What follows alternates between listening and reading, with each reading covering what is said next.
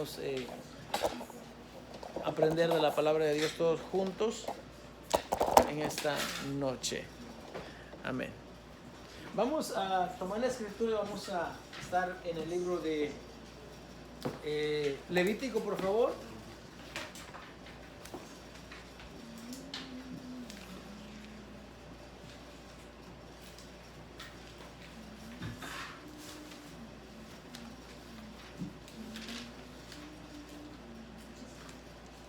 Capítulo 1. Ya hemos comenzamos la semana pasada, bueno, hace 2 semanas, a hablar acerca de la ofrenda. Amén. Dios los bendiga, hermanos. Pasen adelante, tomen su asiento. Vamos a continuar la clase acerca de la ofrenda. Y antes de... voy a leer Levítico nuevamente. Y en su capítulo 2. Y luego voy a pedirle favor que vayamos a estas lecturas que están acá. Filipenses 4:18, Gálatas 2:10 y 1 Corintios 16:2. A eso le vamos a agregar otras lecturas también. Y vamos a leer en esta noche. Vamos a comenzar Levítico 2, por favor. Voy a leer yo, honrando al Padre, al Hijo y al Espíritu Santo. Cuando alguna persona ofreciere oblación a Jehová, su ofrenda será flor de harina, sobre la cual echará aceite y pondrá sobre ella incienso. Y la traerá a los sacerdotes, hijos de Aarón, y de ello tomará el sacerdote su puño lleno de la flor de harina y del aceite, con todo el incienso, y lo hará arder sobre el altar para memorial. Ofrenda encendida es de olor grato a Jehová. Y lo que resta de la ofrenda será de Aarón y de sus hijos, es cosa santísima de las ofrendas que se queman para Jehová. Cuando ofreciereis ofrenda cocida en horno, será de tortas de flor de harina sin levadura, amasadas con aceite, y hojaldres sin levadura, untadas con aceite. Mas si ofrecieres ofrenda de sartén, será de flor de harina sin levadura, amasada con aceite, la cual partirás en piezas y echarás sobre ella aceite, es ofrenda. Si ofreciereis ofrenda cocida en cazuela, se hará de flor de harina con aceite, y traerás a Jehová la ofrenda que se hará de estas cosas, y la presentarás al sacerdote, el cual la llevará al altar. Y tomará el sacerdote de aquella ofrenda lo que sea para su memorial, y lo hará arder sobre el altar, ofrenda encendida de olor grato a Jehová. Y lo que resta de la ofrenda será de Aarón y de sus hijos, es cosa santísima de las ofrendas que se queman para Jehová. Ninguna ofrenda que ofreciereis a Jehová será con levadura, porque de ninguna cosa leuda, ni de ninguna miel se ha de quemar ofrenda para Jehová. Como ofrenda de primicias las ofreceréis a Jehová, mas no subirán sobre el altar en olor grato. Y sazonarás con sal toda ofrenda que presentes, y no harás que falte jamás de tu ofrenda la sal del pacto de tu Dios. En toda ofrenda tuya ofrecerás sal. Si ofreciereis a Jehová ofrenda de primicias, tostarás al fuego las espigas verdes, y el grano desmenuzado ofrecerás como ofrenda de tus primicias. Y pondrás sobre ella aceite, y pondrás sobre ella incienso, es ofrenda. Y el sacerdote hará arder el memorial de él parte del grano desmenuzado y del aceite, con todo el incienso, es ofrenda encendida para Jehová. Amén. Este capítulo lo hemos leído creo que 3 veces. No sé si usted ha leído este capítulo nuevamente después que lo leemos aquí, pero hay algunas cosas que ya explicamos acerca de este capítulo. Yo voy a tomar esta noche la parte de lo que es la ofrenda en general, para saber lo que la Biblia dice de ello y qué relevancia tiene para nosotros hoy en día.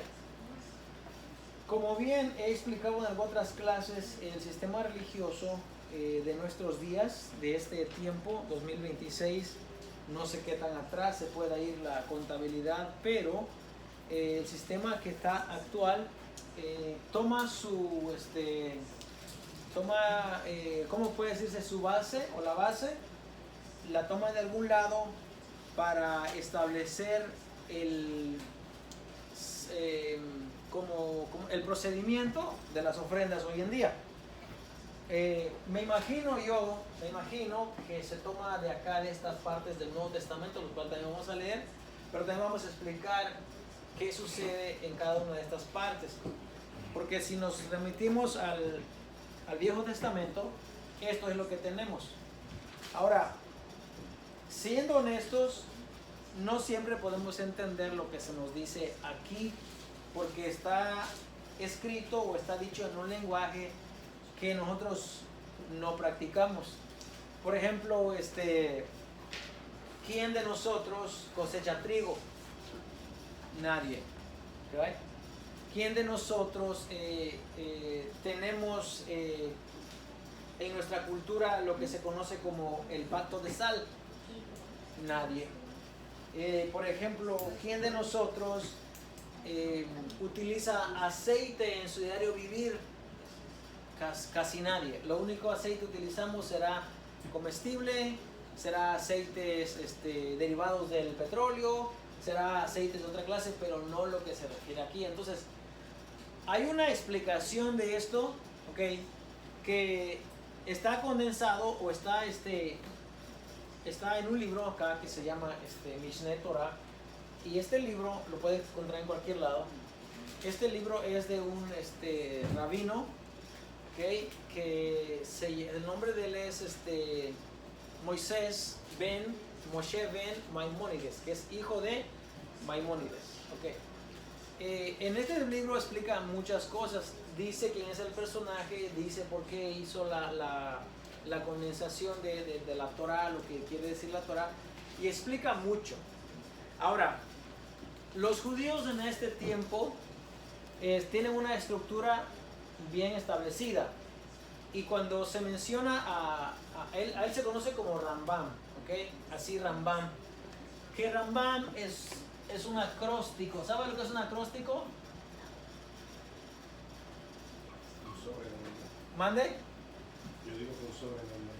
No, un acróstico es, por ejemplo, esto quiere decir Rabí, ¿ok? Moshe ben Maimónides. Un acróstico es una abreviación, right? Como una abreviación. Pero de Moshe se llama Rabí Moshe ben Maimónides, se conoce como Rambam, ¿ok? Hay un acróstico también para Jesús. No me viene a la memoria en estos momentos para Jesucristo, pero sí hay uno. Ok, entonces, cuando se habla de Maimónides en el judaísmo, se habla de una autoridad. ¿Ok? ¿Qué es una autoridad? Y ahí entramos a un concepto de enseñanza que quizás es un poquito más profundo de lo que estamos acostumbrados, pero que a veces es necesario. Yo entiendo que aquí no todos tenemos el mismo nivel de escolar. Algunos que nomás fuimos a sexto grado, algunos otros acaban de salir de la preparatoria, algunos hicieron alguna licenciatura, no sé, algo, ¿verdad? Pero no todos tenemos el mismo nivel. Ahora, hay palabras que podemos entender y hay palabras que no. Pero cuando hablamos de una autoridad, hablamos de alguien que específicamente comprobó que tenía el nivel para enseñar algo. ¿Okay? Por ejemplo, en estos días, un pastor, por ejemplo, vamos a hablar de eso. ¿Quién puede ser pastor hoy en día? Una pregunta para todos. ¿Quién puede ser pastor? Bueno, cualquiera, ¿verdad? Pero ahora, hay dos tipos de pastor. Hay el pastor que es laico, se puede decir, el que no fue a la escuela, no fue a un instituto. Y hay un pastor que está yendo al instituto o que fue a un instituto. Ahora, en ambos casos, ninguno de esos dos, o sea, puede ser que sean los dos o puede ser ninguno, ¿ok? No tenemos una aseveración de la escritura, o sea, no tenemos una autoridad que la escritura le dé a esa persona, a menos que la persona cumpla con los requerimientos que dice la Biblia para hablar de un pastor. Ahora, para que una persona sea rabino hoy en estos días, no puede levantarse un día y ir a la escuela, estudiar 10 años y decir, ya soy rabino. No, tiene que pasar un tiempo muy largo para que se llegue a esa posición. De hecho, los rabinos van a ser de nuestros tiempos como de 50 a 60 años para arriba. No puede ser un jovencito porque necesita un nivel de estudio muy, muy avanzado. Entonces, cuando hablamos de una autoridad, hablamos de alguien que ha estudiado. ¿Okay? Por ejemplo, nuestra hermana no está aquí con nosotros, nuestra hermana, la esposa de nuestro hermano. Pero ella tiene una licenciatura en medicina. Entonces, si usted habla con ella de medicina, por ejemplo, usted se va a dar cuenta que ella maneja términos o palabras que nosotros lo desconocemos porque no sabemos. Entonces, si queremos saber algo de medicina, le podemos preguntar a ella que tiene, a ella la podemos considerar una autoridad en medicina, por lo menos dentro de lo que estamos aquí. Yo entiendo que hay profesionales más avanzados, correcto. Pero ¿quién es una autoridad entonces?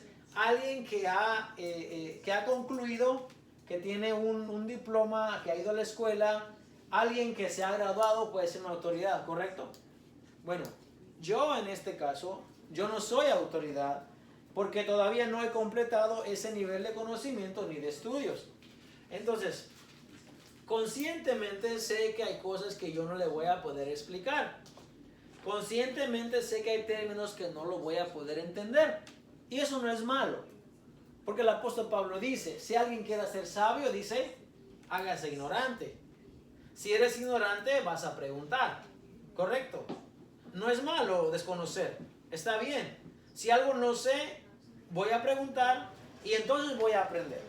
Entonces, cuando hablamos de este personaje, por ejemplo, no es una persona que se levantó un día y dijo, ya me voy a hacer pastor, me voy a hacer llamar doctor, o me voy a llamar rabino. No, es alguien que tuvo que estudiar. Ahora, él explica muchas cosas que están escritas acá, que nosotros no las podemos entender, pero las explica y entonces ya uno las puede entender.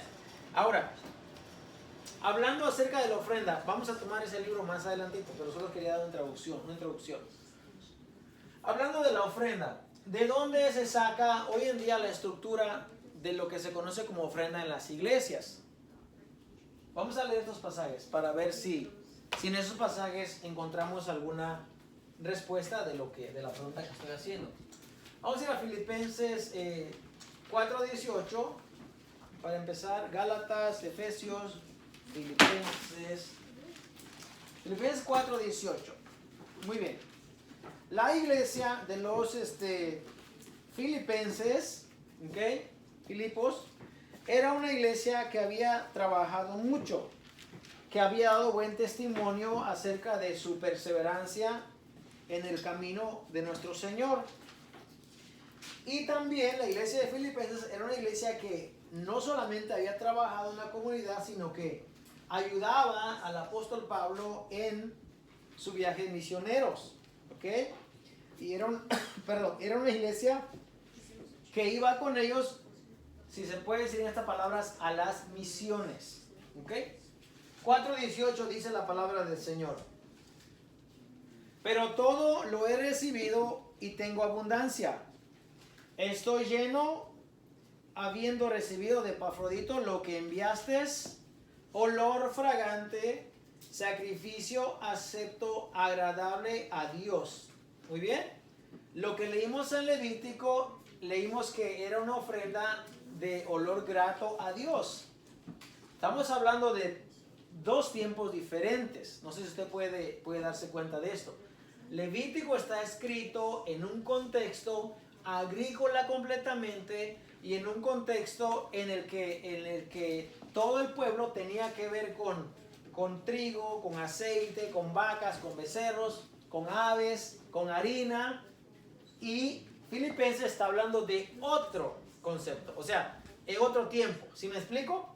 Está hablando de dos conceptos diferentes. Ahora, el apóstol Pablo dice aquí en su carta que la ofrenda que los filipenses han enviado ha sido una ofrenda de olor agradable a Dios. Escuche bien. Ahora, póngame cuidado en esto porque es importante. Si tomamos esta escritura, ¿ok? Para el sistema de ofrendas hoy en día, escuche bien, es válido. Ahora, hay una condición, y la condición no la pongo yo.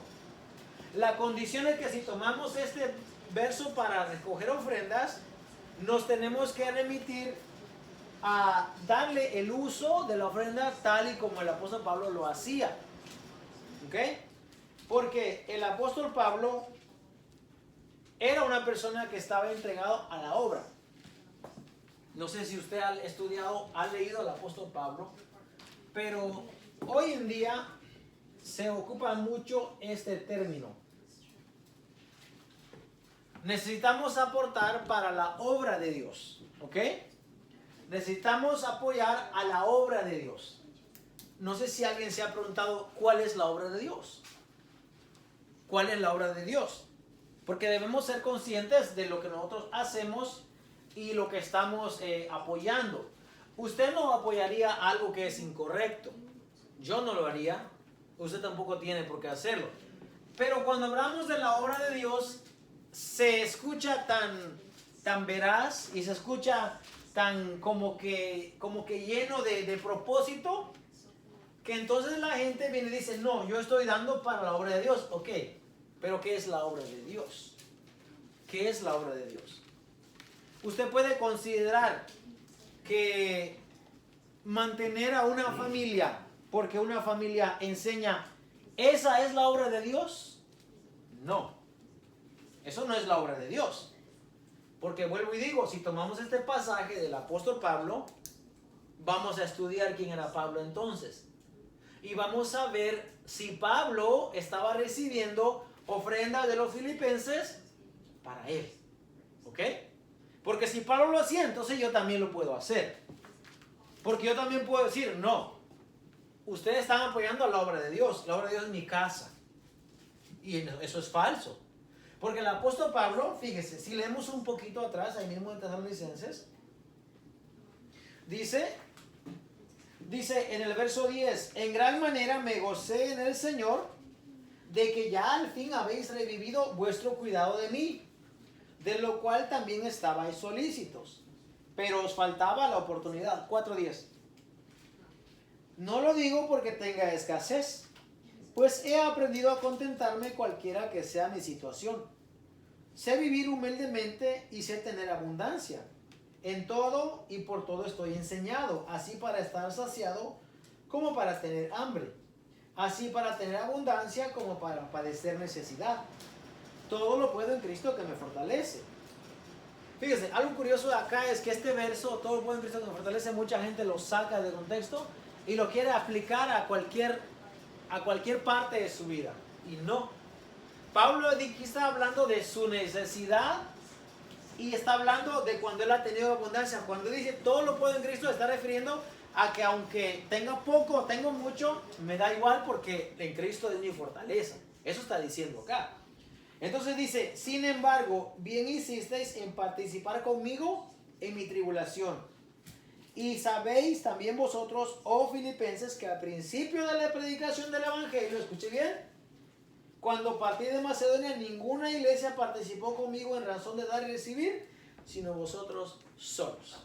Entonces, teniendo esto escrito de la pluma del apóstol Pablo, ¿cuál era la obra de Dios a la que él se refería?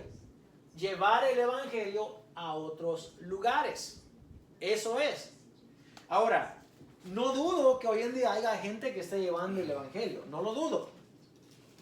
La pregunta es, nuestra aportación, nuestra colaboración, ¿está realmente sirviendo para llevar el evangelio o no? ¿O se está quedando en un lugar? Y esas son preguntas válidas que usted y yo como pueblo de Dios debemos de poder hacer. Porque usted, hermano, usted no es cualquier persona.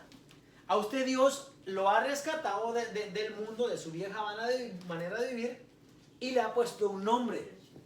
Y el nombre de usted es especial. Usted es hijo de Dios.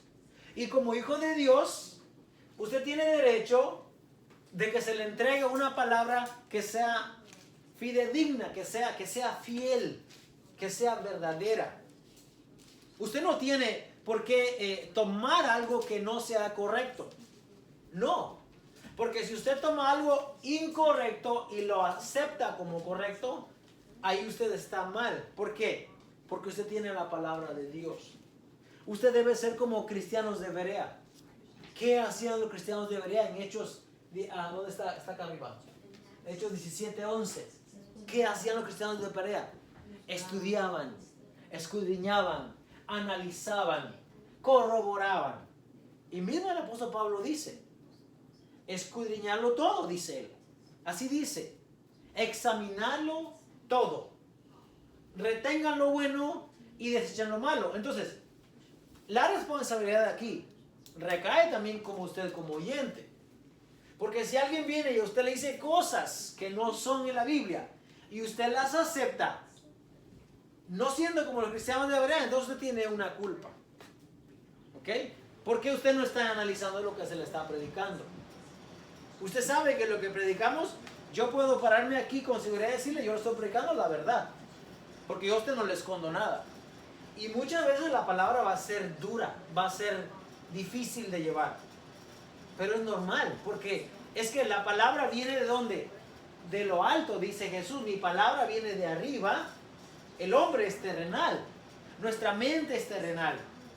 Entonces va a haber un choque. Cuando hay un choque, algo tiene que pasar.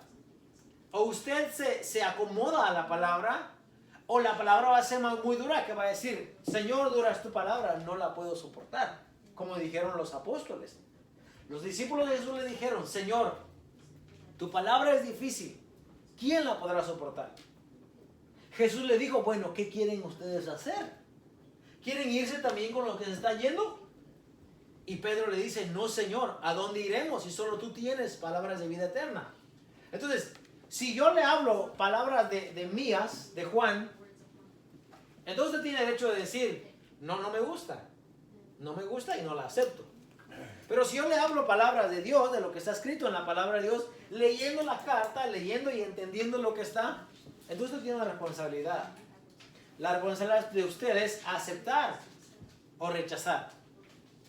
Y según estudiamos el domingo hace 10 días, dice, el que me ama a mí, mi palabra guardará.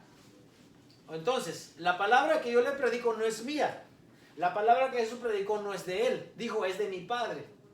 Entonces, si tomamos como autoridad al apóstol Pablo acá, el apóstol Pablo iba de lugar en lugar, llevando la palabra de Dios y haciendo la obra de Dios. Ok, entonces, ¿cuál es la obra de Dios? Llevar el mensaje de la palabra. Ahora, hay que analizar también esto. Porque el apóstol Pablo, cuando iba en esos viajes misioneros, no iba en un viaje de primera clase. Hay que entender también eso. Hoy en día alguien puede decir, me voy a ir a predicar a Brasil o me voy a predicar a Argentina. ¿Y qué hace? Se monta en un buen avión de primera clase y se queda hospedado en un hotel de 5 estrellas y se queda comiendo la mejor comida. ¿Se podría llamar a eso ir a hacer la obra de Dios? Claro que no. Claro que no. Porque la obra de Dios dice que el camino de la justicia es sufrido. Entonces, usted puede, cualquier persona hoy en día puede decir, yo voy a hacer la obra de Dios y me compro un buen traje con el dinero que voy a recoger y me llevo en un buen avión y me rento un buen auto y entonces yo voy a predicar. Eso no es predicar. ¿Sabe que hoy en día, hermano, en este tiempo, hay gente que sí está yendo a las montañas, hay gente que está caminando y hay gente que está yendo a dar su servicio, a llevar el evangelio en comunidades que no se puede entrar, que es difícil, y más hay gente que está exponiendo su vida por llevar la palabra de Dios. Esa es la obra de Dios. Esa es la obra de Dios. Imaginen un escenario en el que yo le voy a predicar a 10,000 personas en un estadio. Imaginen un escenario en el que yo le voy a predicar a 15 personas, no en un estadio, sino en una montaña, en un lugar donde no hay luz eléctrica, donde hay que subir caminando, donde hay que comer comida de allí, donde hay que beber agua de allí, donde hay que dormir bajo una cabaña o bajo un pabellón. Fíjense esos escenarios.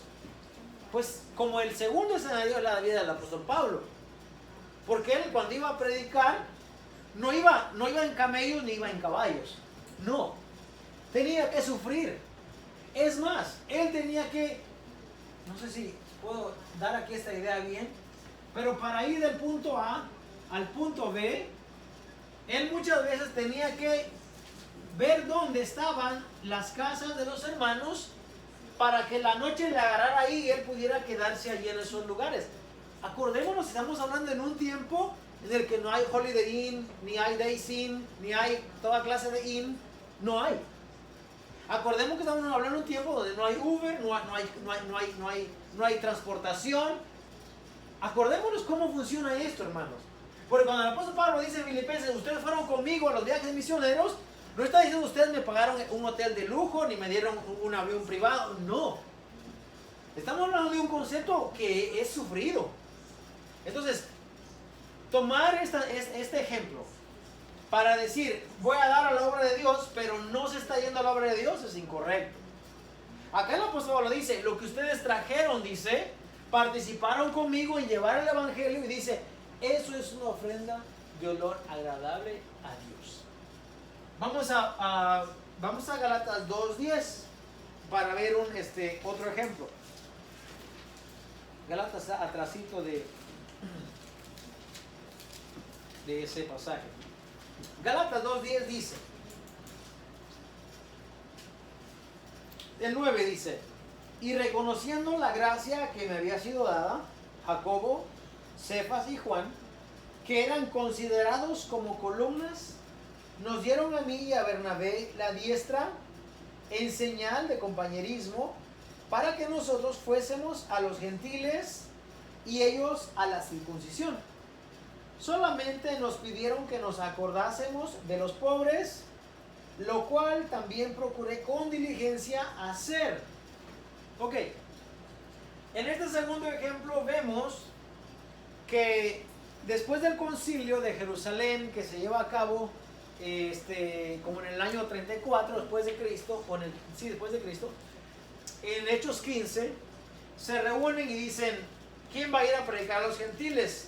Y entonces Pablo y Bernabé se van a los gentiles. Okay. No es otro evangelio, es el mismo evangelio, pero ellos van a predicar a los gentiles. Y entonces la iglesia de Jerusalén le dice, no se olviden de los pobres. Eso es muy importante. No se olviden de los pobres. Y el apóstol Pablo aquí, en su carta, dice que lo cual en efecto hicimos. Dice, procuré con diligencia hacer. Eso está ligado a 1 Corintios 16:2. Ahí atrás, 3 hojas literal. Bueno, unas 5 hojas atrás. En cuanto a la ofrenda para los santos, 16:1 de 1 Corintios. Haced vosotros también de la manera que ordené en las iglesias de Galacia. Ok, Galacia es la carta que estamos leyendo. Ahí dice en Gálatas, a mí me dijeron, dice, que no me olvidara de los pobres, lo cual procuré con diligencia hacer. Las iglesias de Galacia, que son muchas iglesias, Pablo había dado una ordenanza. Y la ordenanza es esta. Cada día, cada primer día de la semana, cada uno de vosotros ponga aparte algo, según haya prosperado, guardándolo para que cuando yo llegue no se recojan entonces ofrendas. Escuche muy bien.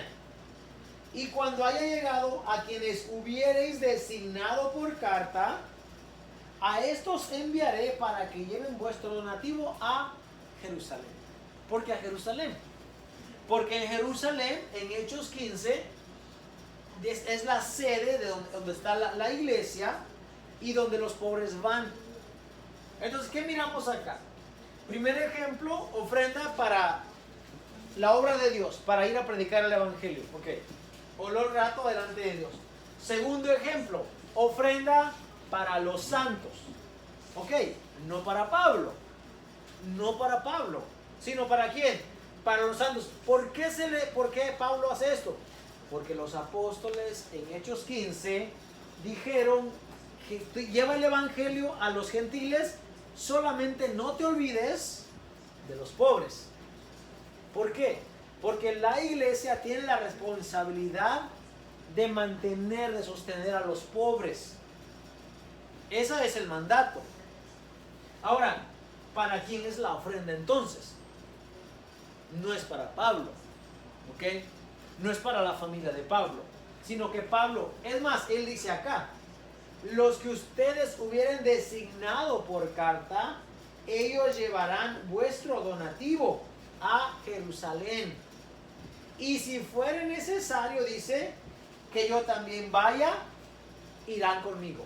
Si fuera necesario. Entonces, Fíjese este escenario en el que el apóstol Pablo llega a las iglesias de Corinto, por ejemplo, o a las iglesias de Galacia. Se recoge la ofrenda ya está dispuesta. No se recoge en ese momento, porque cada primer día de la semana ellos lo han puesto aparte, ya lo apartaron. No precisamente es Pablo quien lleva la ofrenda, sino que los hermanos han designado a alguien por carta y dicho, esta persona llevará el donativo. Si es necesario yo voy, dice, pero si no, no tengo que ir yo.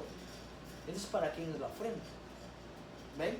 ¿Ven cómo el argumento que mucha gente tiene? Porque, hermano, nosotros estuvimos en una congregación donde recogíamos ofrenda. Lunes había oración, pero había ofrendas. Martes había estudio bíblico, pero había ofrendas. Bueno, ni era estudio bíblico porque la gente no se preparaba para enseñar. Miércoles había estudio bíblico, pero también se recogían ofrendas. Jueves había evangelización en la comunidad, no se recogía ofrendas. Viernes había servicio general y se recogían ofrendas.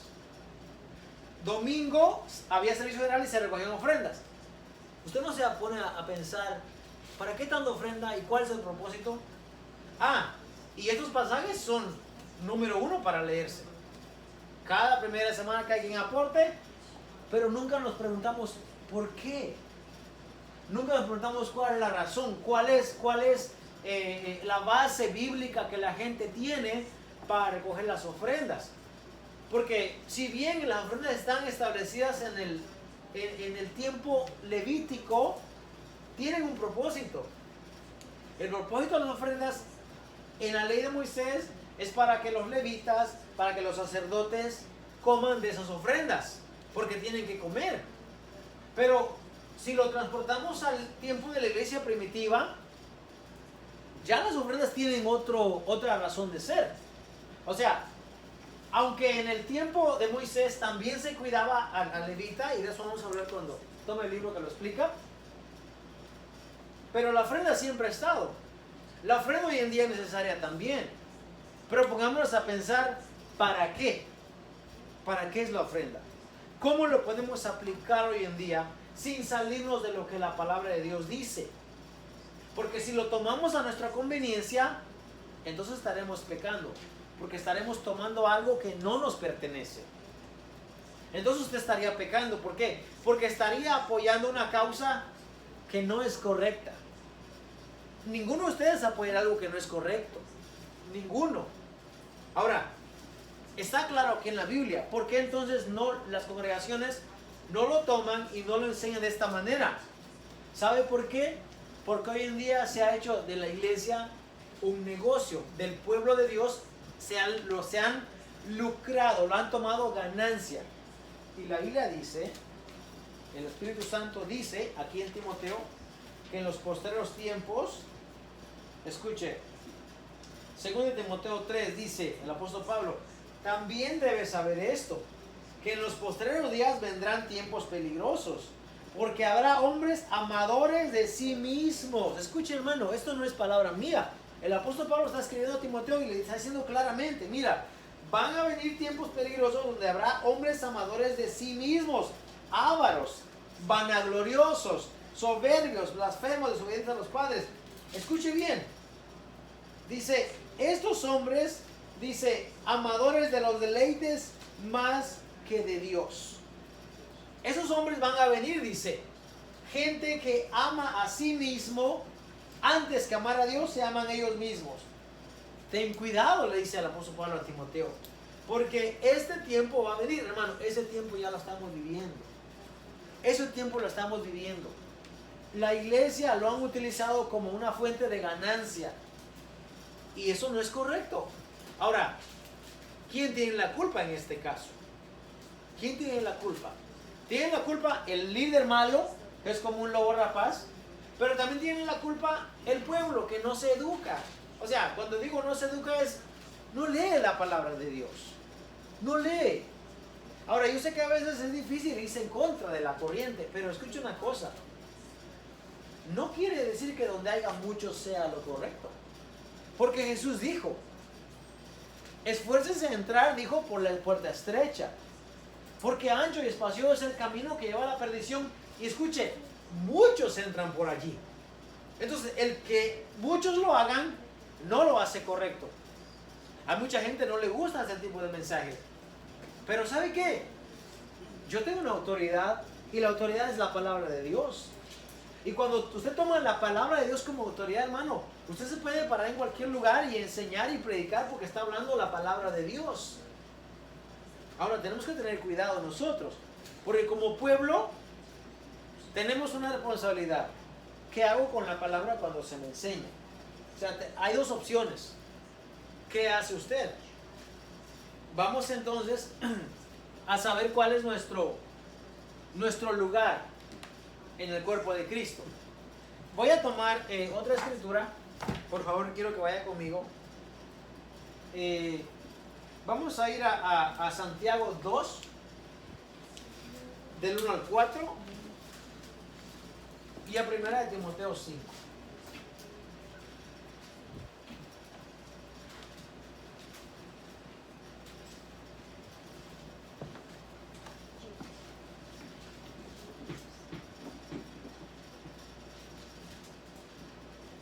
¿Ya lo tienen, hermanos?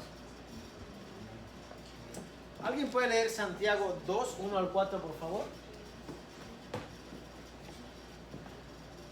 Hermanos míos, que vuestra fe en nuestro glorioso Señor Jesucristo sea sin excepción de personas. Porque si en vuestra congregación entra un hombre con anillo de oro y con ropa espléndida, y también entra un pobre con vestido andrajoso, y miraréis con agrado al que trae ropa espléndida, y le dices, siéntate aquí en buen lugar, y dices al pobre, estate tú allí en pie, o siéntate aquí bajo mi estrado. No hacéis distinción entre vosotros mismos, y venís a ser jueces con malos pensamientos. Palabra de Dios. Amén. Ok, fíjese bien cómo empieza Santiago. Que vuestra fe en nuestro glorioso Señor Jesucristo sea sin acepción de personas. Escuche bien, no acepción de personas. ¿Qué quiere decir? Esto lo hemos predicado aquí, lo vamos a decir siempre. Que aquí todos valemos lo mismo. Aquí no importa lo que usted haya logrado en esta vida o lo que usted tiene, en el Señor valemos igual. No hay acepción. No hay acepción. Y da un ejemplo. ¿Ok? Dice, si alguien viene a la congregación y viene bien vestido, trae un anillo muy caro, muy fino y trae ropa muy buena, y le dices, mira, siéntate aquí enfrente. Pero entonces llega otro, dice, un mendigo, ¿ok? Porque es lo que lo está diciendo allí. Un pobre con ropa andrajosa. ¿Qué es eso? Un pobre que tiene ropa rotas, caídas, y le dices, oh, tú como tienes, o sea, tú como puedes, se ve que tienes un estatus, siéntate aquí enfrente. Y tú como no puedes, vete hasta allá lo último, o siéntate aquí bajo mis pies, dice. No, dice el apóstol Santiago, no. Dice, ¿no ha elegido Dios a los pobres de este mundo para que sean ricos en fe y herederos del reino que ha prometido a los que le aman? Fíjense muy bien. Dios ha elegido a los pobres de este mundo para que sean ricos en fe. ¿Por qué? Porque cuando uno menos tiene, más la confianza está puesta en Dios. Mientras que cuando la persona tiene muchos bienes, no se acuerda de Dios. Porque lo primero que viene a su mente es todo lo que yo he logrado, todo lo que yo he conseguido. Y su fe no está puesta en que Dios va a proveer el día de mañana, sino que su fe está puesta en lo que tiene en el banco, o en la bolsa de valores, o en su estatus social que ha logrado, y no de Dios. Los pobres han sido escogidos, dice, para que sean ricos en fe. ¿Por qué? Porque mientras más pobre la persona, más confianza tiene en Dios. Ahora dice, pero vosotros habéis afrentado al pobre. ¿Acaso no les oprimen los ricos y son ellos los mismos que los llevan a los tribunales arrastrados? ¿No blasfeman ellos el buen nombre que fue invocado sobre vosotros? Si en verdad cumplís la ley real, conforme a la Escritura, amarás a tu prójimo como a ti mismo, bien hacéis. Pero si hacéis acepción de personas, cometéis pecado. Oiga, hermano, yo creo que usted no sabía, o bueno, hablando de mí, muchas veces hemos leído esta escritura, pero no nos hemos puesto a pensar que hacer acepción de personas es un pecado. Y lo está diciendo el apóstol Santiago. O sea, porque el hermano tiene un estatus mejor y porque el hermano ha alcanzado más riquezas, entonces le voy a dar privilegio a él. Y el otro, como no tiene mucho, pues a él no le voy a dar privilegio. Eso es acepción de personas. ¿Y qué es eso? Eso es pecado, dice el apóstol Santiago. ¿Cuántas congregaciones hay hoy en día que hay una clara línea donde se sientan los que pueden más contra los que no pueden más, con los que pueden menos? Hermano, eso es sedición de personas. Y la Biblia dice no lo hagan. No, porque eso es pecado, dice. El que tiene anillo lujoso y tiene buen atuendo, buena vestimenta, en un mejor lugar. Y el que no puede, como trae ropas viejitas, ropas rotas, al último. No, dice el apóstol Santiago. Y esas son características, hermano, de la iglesia primitiva. La iglesia primitiva tenía todas las cosas en común. Y dice ahí en el libro de Hechos 2, 3, que no había necesidad entre ellos. Porque todos repartían lo que tenían. Porque esa es la iglesia de Cristo, sin acepción de personas. Ahora, sigue diciendo, el verso 14 dice, hermanos míos, ¿de qué aprovechará si alguno dice que tiene fe y no tiene obras? ¿Podrá la fe salvarle? Y si un hermano o una hermana están desnudos y tienen necesidad del mantenimiento de cada día, y alguno de vosotros les dice, id en paz, calentaos y saciaos, pero no les dais las cosas que son necesarias para el cuerpo, ¿de qué aprovecha? Y es una pregunta para la iglesia, para el pueblo de Dios. Dice, si viene un hermano a ti con necesidad, y le dices, oh, bienvenido, Dios te bendiga, que te vaya bien, que Dios te bendiga. Apóstol Santiago dice, no. La responsabilidad en ese momento queda sobre ustedes, dice. Y ustedes no pueden dejarle ir con las manos vacías. No. Ustedes tienen que proveerle para esa persona. Porque están viendo que tiene necesidad. Y ahí es donde entra el granero de la iglesia. Y ahí es donde entra, como dijo el apóstol Pablo en 1 Corintios, cada primera semana cada uno ponga algo aparte. Escuche bien, no para el apóstol Pablo, no para el predicador, no para él, sino para cuando la necesidad llega del pobre, tú tienes, sacas y tú le das. ¿Por qué? Porque es el deber de la iglesia. Así debería de ser, pero así no es. Así no es. Dice el apóstol Santiago, tú tienes de proveerle al que tiene necesidad. No te interesa a ti si él, después que le haga su necesidad, va a hacer algo indebido con el dinero. El propósito mío fue saciarle su necesidad, porque lo necesita. Ahora, claramente se ve quién necesita. Hay gente que no necesita también. Hay que tener cuidado. Hay que usar la sabiduría de Dios. Pero lo que el apóstol acá dice, tú puedes tener mucha fe. Pero si ves a alguien que tiene necesidad y tú no le provees para él, dice que tu fe está muerta. No sirve de nada. Claramente dice. Entonces, hoy en día, usted no trae trigo, usted no trae aceite, usted no trae sal, usted no trae un carnero, usted no trae un buey, usted no trae harina. ¿Pero qué? ¿No va a traer nada? ¿No vamos a traer nada? Porque al final y al cabo, nuestro Padre es un rey, nuestro Dios es el creador del mundo. Entonces cuando traemos, no vamos a darle a Él lógicamente. ¿Por qué? Porque Dios dice, hey, yo soy el dueño del oro y de la plata, dice Él. Dice, si tuviese hambre, yo no te voy a pedir a ti. Claro que no. ¿Pero qué dice? Mateo 25 dice, venid benditos, heredad el reino de mi Padre. Porque tuve hambre y me diste de comer. Tuve sed, me diste de beber. Tuve desnudo y me cubriste. Estuve en la cárcel y viniste a mí. Y entonces van a preguntar, Señor, ¿cuándo te vimos así? ¿Cuándo? Y dice Jesús, por cuanto no lo hiciste a uno de estos pequeños, Cuando dice, venid benditos de mi Padre, ellos dicen, ¿cuándo te vimos así? Y dice Jesús, por cuando lo hiciste a uno de estos pequeños, a mí me lo hiciste. Ahora, ¿se le podrá llamar pequeño a un hombre que tiene muchas empresas y tiene muchas propiedades y anillo de lujo y buena ropa? No. ¿A quién se le llama pequeño? A los pobres de este mundo. ¿Por qué? Porque Santiago dice que Dios lo ha escogido para que sean ricos en fe. Entonces el enfoque de la iglesia debe estar en los pobres, en los necesitados. No en los apóstoles de hoy en día, no en los pastores de hoy en día que tienen buen carro, buena casa, buen vestuario. Hay gente que no repite los trajes, ni los pares de zapatos, de tanto que tiene. Yo repito porque me gustan los zapatitos, no porque no tenga. Imagínense entonces cuál es el deber de la iglesia hoy en día. De verdad, debemos de abrir nuestros ojos, de nuestro oído espiritual, de verdad.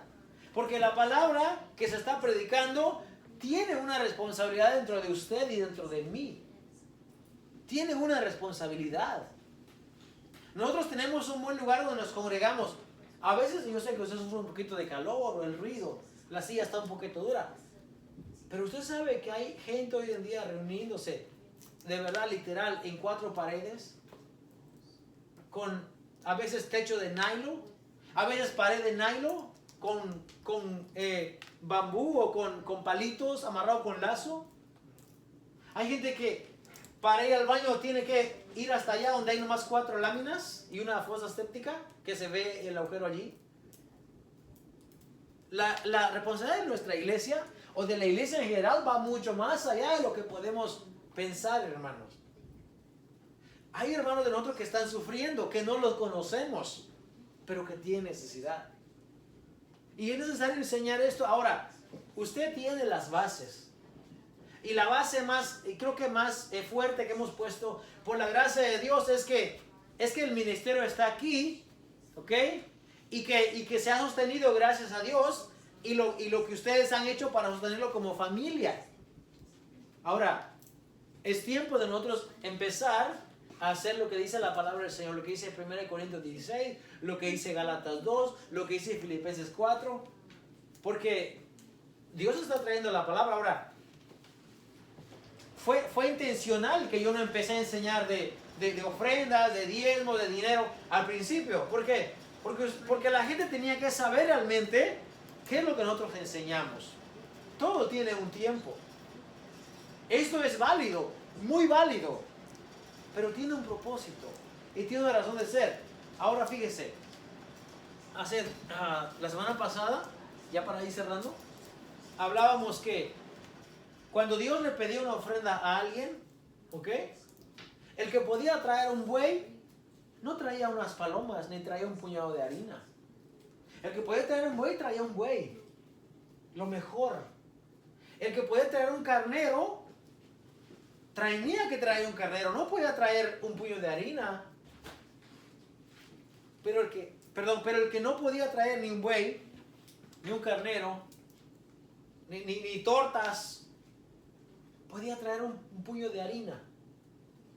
Y esa ofrenda le era contado a él como que hubiese traído su misma vida, dice la palabra. ¿Por qué? Porque lo trajo de sustento de lo que tenía y lo trajo. ¿Se acuerdan de la pobre viuda que nada más dio 2 blancas? Que era bien poco, era como $1 de verdad. Pero lo trajo de todo lo que tenía, lo trajo. Hermanos, siempre podemos traer algo para el Señor. Pero si usted puede traer más, bienaventurado será. De verdad. ¿Por qué digo bienaventurado? Porque cualquiera puede sacar $5 o $1 o 3. Pero no cualquiera puede sacar 50 o 100. No. Ahora, fíjese dónde está yendo esto. Yo no lo estoy llevando a un lugar a que diga, el hermano va a empezar a recoger ofrenda y va a empezar a hacer como más. No. No es por ahí la cosa. No. Es que hay necesidad. Le acabo de mencionar cuántas necesidades. Y aquí en Columbus también hay necesidades que la semana pasada yo le compartí. ¿Ok? Ahora,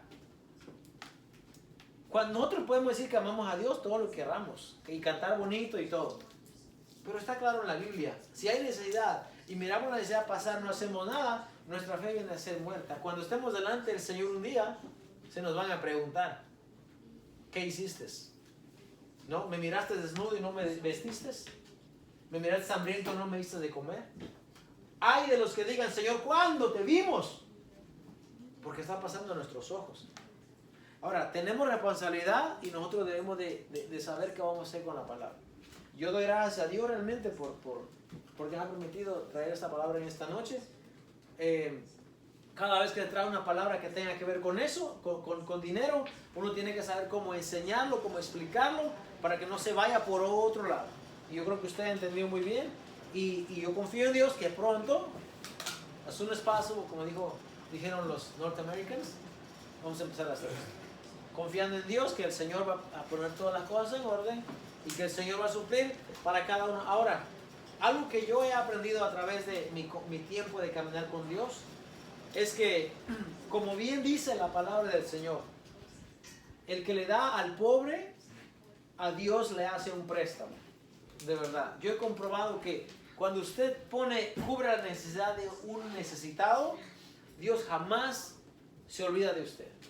Y lo digo con conocimiento de causa y con lo que Dios ha sido para nosotros.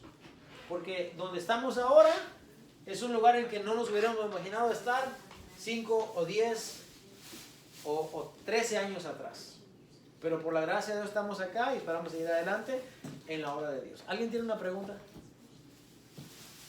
¿No dijiste la primera de Timoteo? Mande. ¿No dijiste el otro versículo? El otro versículo. De Timoteo. ¿Cuál fue el otro versículo? Timoteo 5. ¿Qué dice Timoteo 5? A ver. Oh, sí. Creo que Timoteo 5 lo vamos a dejar para la siguiente clase porque también está extenso. Y no quiero abusar del tiempo y también de su atención. Porque prefiero que se quede con la atención y luego aprendemos más.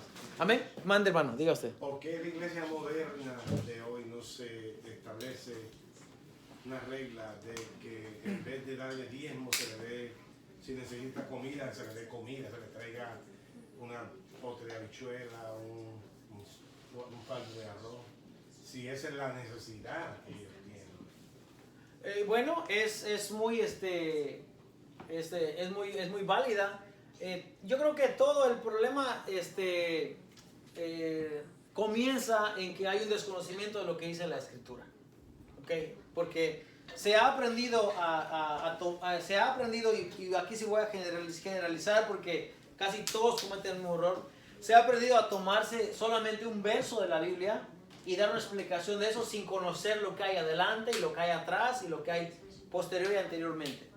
Entonces, como no se conoce la Escritura, y no estoy diciendo yo que lo conozco todo, pero he adquirido bastante conocimiento en lo que dice la palabra de Dios, entonces me atrevo a hablar desde esta postura de que cuando no se conoce algo, se cometen muchos errores.